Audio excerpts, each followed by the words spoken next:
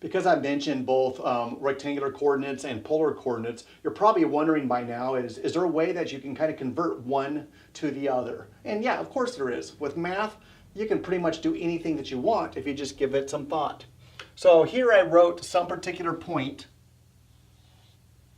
or I drew some particular point, and then I marked it one with in polar coordinates. So this is some point r and theta. But we also designate that point as some point x and y. So I think we all can believe that we can take any point on a coordinate system. And if we use a Cartesian rectangular coordinate system, we can define that point as some point x and y.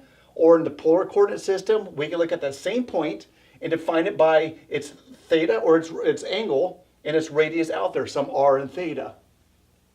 Can we get both of those to connect each other? Can we find the magic clue that talks to each other? So let's look at this, and let's see what the cosine of theta looks like.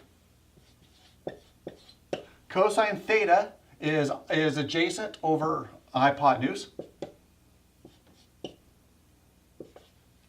And from there, I can multiply both sides by r, and I get r cosine theta equals x. So here I was able to create a relationship between thetas and r's and x. And let's see if we can find one from y. And the sine of theta is opposite over adjacent, y over x, or y over r, excuse me. Multiply both sides by r, and I get r sine theta equals y.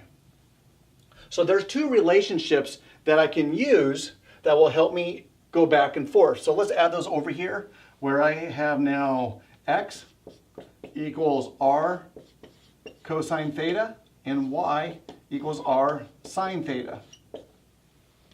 I can also create one more relationship with this particular point right there, where if I know that's a right triangle, I know that x squared plus y squared equals r squared. And I can also look at the tangent of theta as well. I'm going to keep that involved as well. Tangent of theta is opposite over adjacent. So tangent of theta equals opposite over adjacent y over x. And we'll see how that's useful here with the upcoming examples.